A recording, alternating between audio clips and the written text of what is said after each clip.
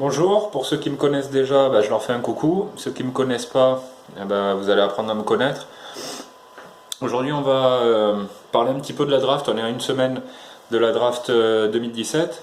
On va essayer de voir un petit peu, de passer en revue les différents joueurs et puis les équipes, voir un petit peu ce qui se trame en coulisses. Donc pour cette draft, elle est annoncée quand même assez forte. Notamment au niveau des 4-5 top picks, ça devrait être quand même du lourd.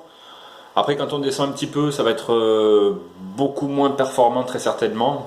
Après on verra, ça on le sait qu'au bout de 2 ans, 3 ans, 4 ans, 5 ans pour certains joueurs. Donc on va commencer, c'est une draft un peu particulière. On a l'impression d'être un petit peu dans les années 80. Pourquoi? Parce qu'on a quand même un top club finaliste de conférence, en l'occurrence Boston, qui a récupéré le pic des Nets. Donc du coup, on se retrouve avec un club relativement dominant, pas le plus dominant, mais un club qui est dans les 5 meilleurs en NBA, qui a le droit de choisir en premier cette année. Donc depuis le début, depuis on va dire un mois et demi, 2 mois, même un peu plus, tout le monde est à peu près sûr du premier choix. C'est Markel Fultz, le meneur des Washington Huskies. Et puis là, depuis 2-3 jours, ça semble un tout petit peu changer. Alors Danny Ainge avait annoncé carrément qu'il était fan du joueur, qu'il n'y avait pas de problème, qu'il pouvait le drafter, jouer avec Asia Thomas, jouer avec Bradley, etc.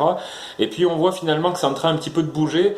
C'est sûr qu'en ce moment, il y a tous les workouts qui sont en train d'être faits, donc on analyse tout ça. Il y a également la free agency qui peut cette année influencer le choix de Boston, parce que d'habitude, on se retrouve avec des clubs qui sont en dehors des playoffs, donc tout ce qu'ils prennent est bon à prendre, je dirais, pour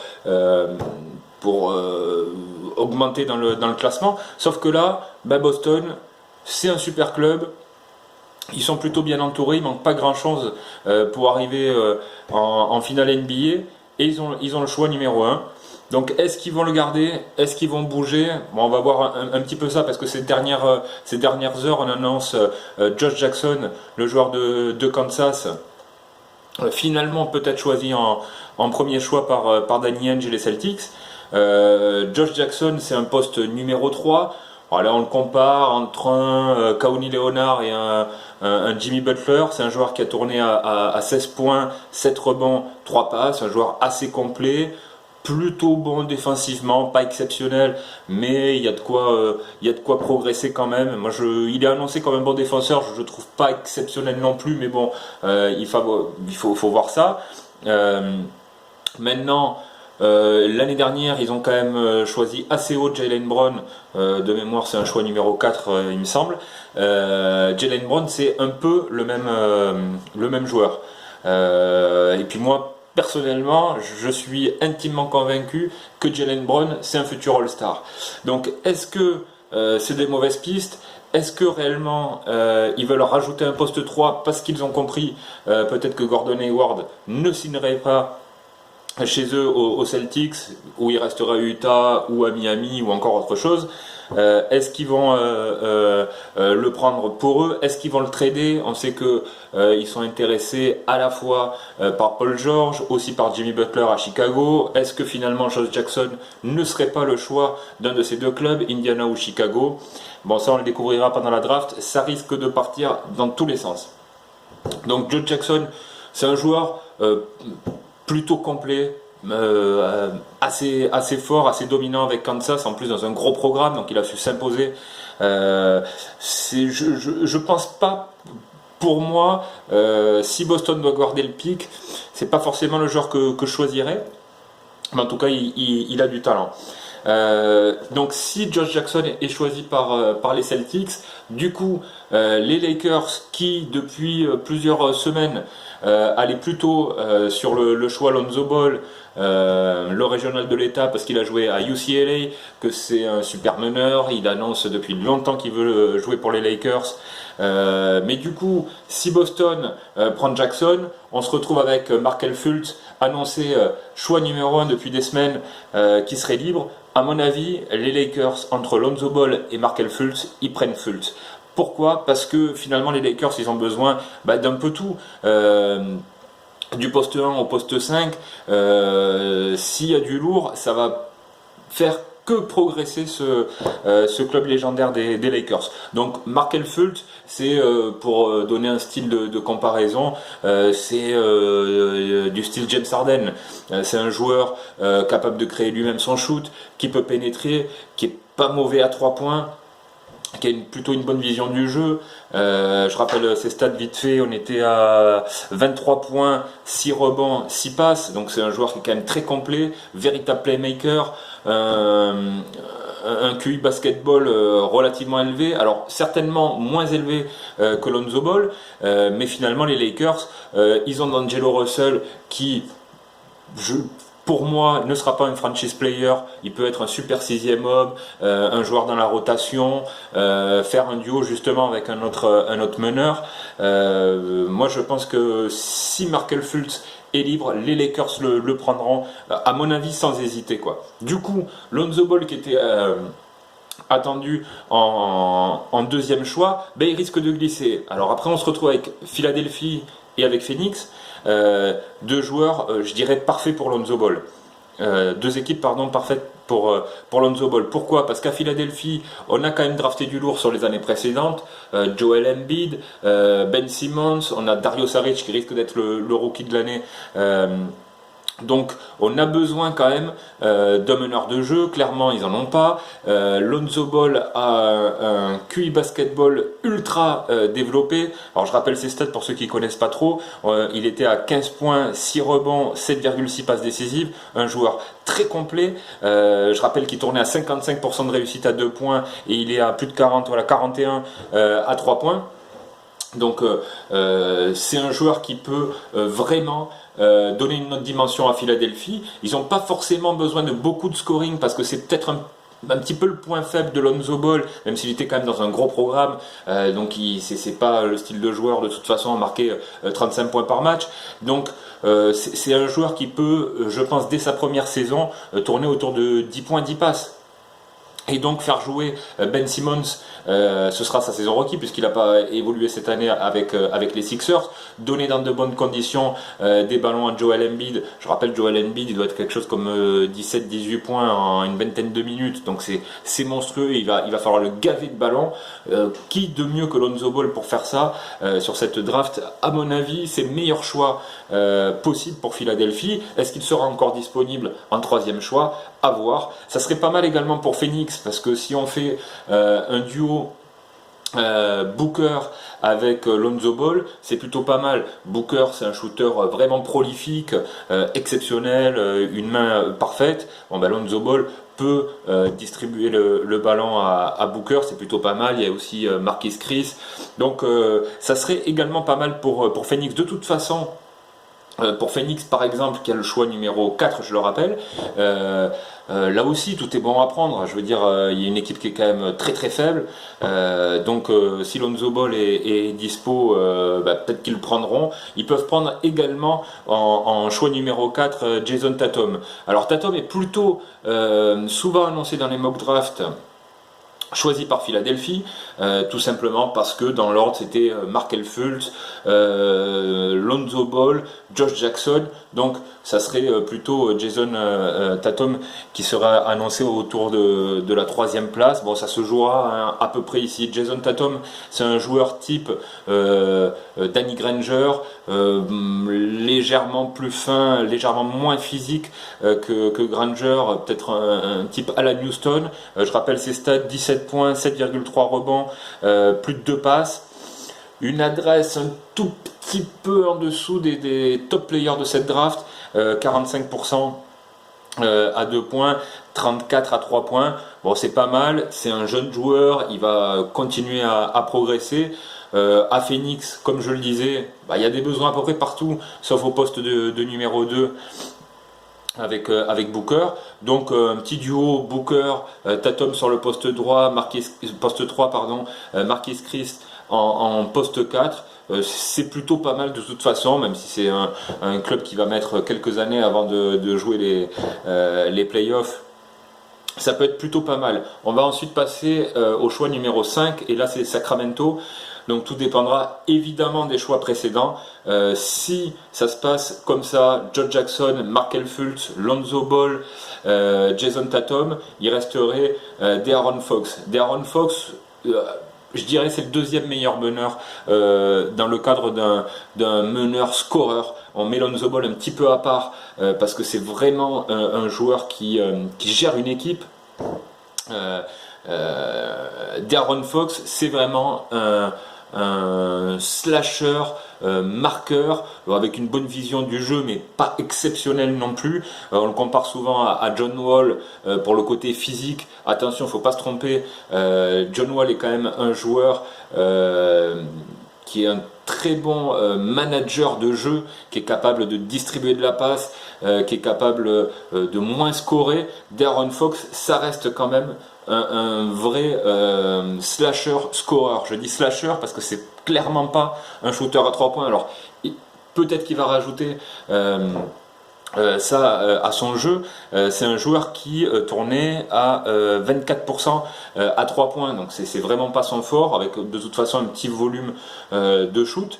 Mais De'Aaron Fox, c'est 17 points, 4 rebonds, 4 passes. Donc c'est un joueur, et dans un gros programme, dans le programme de Kentucky, donc où il y a énormément de joueurs très performants. On en verra d'autres avec Malik Monk par exemple.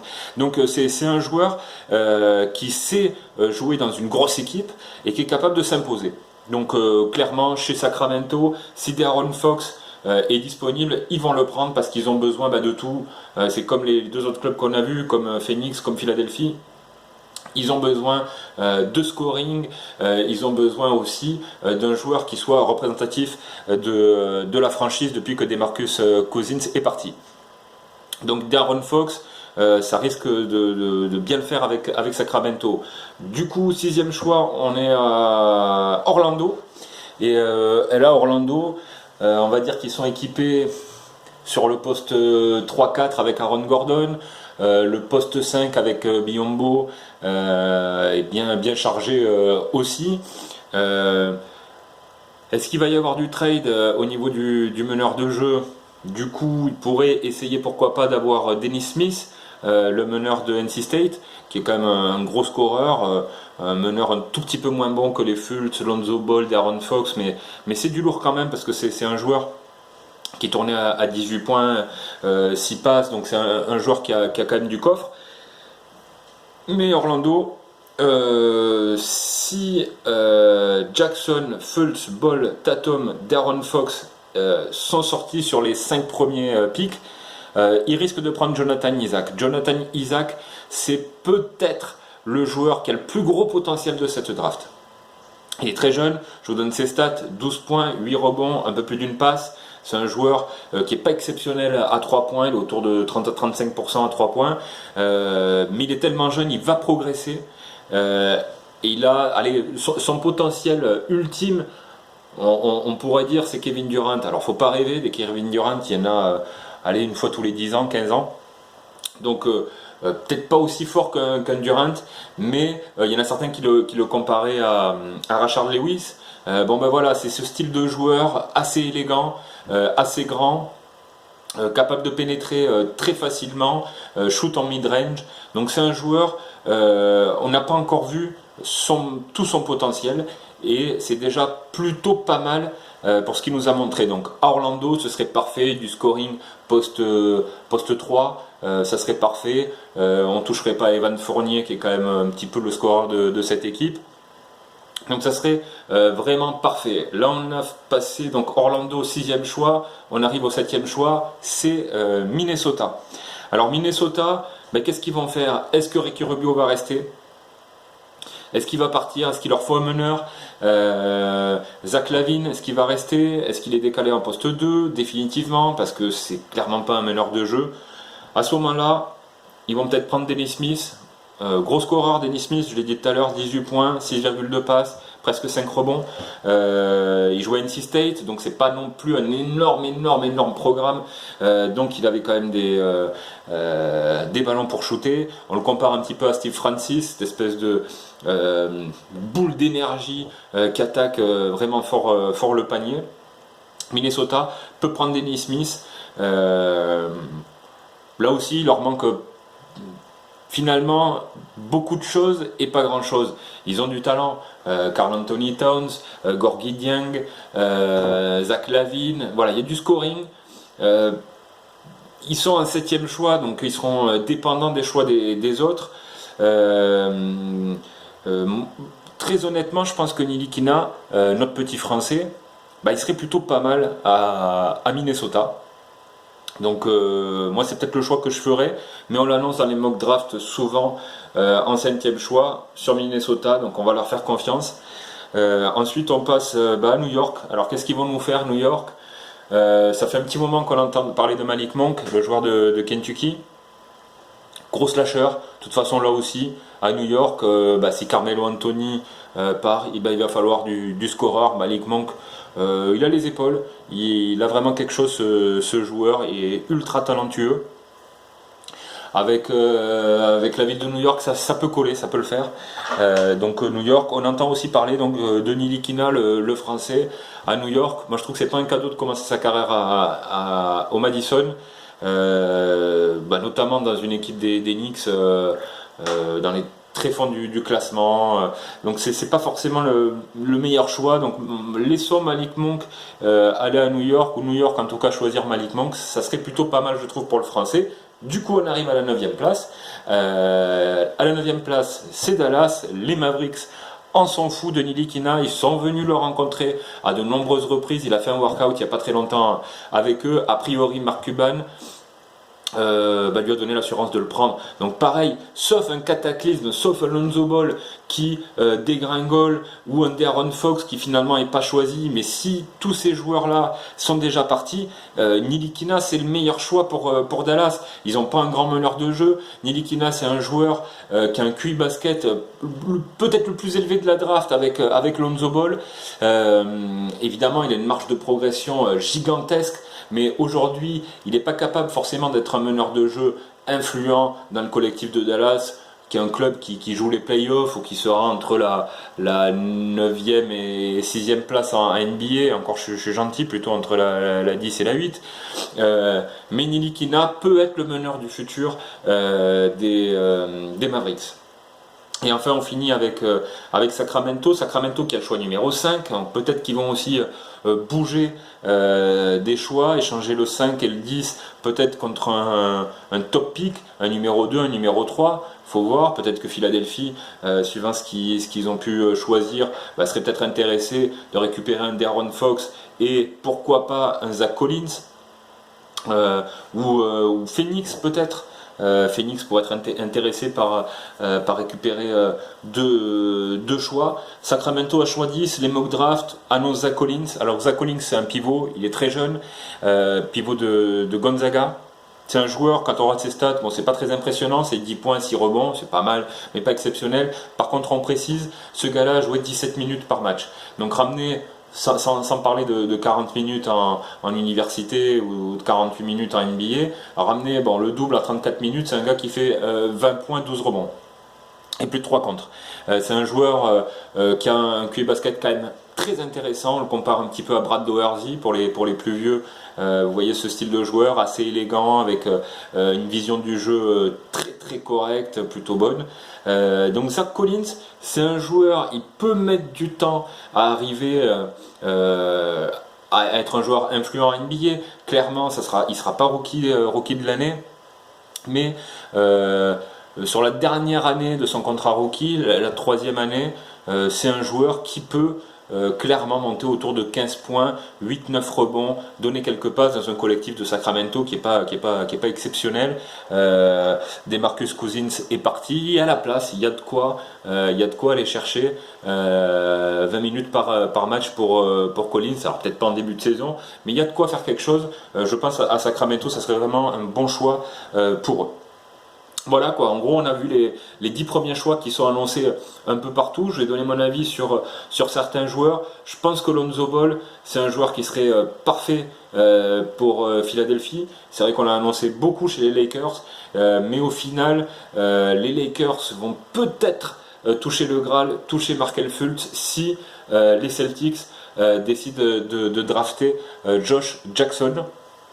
Et bon, à mon avis, s'ils prennent Josh Jackson, c'est certainement en fait le choix de Chicago et il va y avoir un trade avec Butler. Moi, je le vois plutôt comme ça. Si Boston décide de ne pas trader leur premier pick, je pense qu'ils prendront Markel Fultz parce qu'il y a moyen de faire quand même évoluer Asia Thomas, Fultz, Bradley et Smart.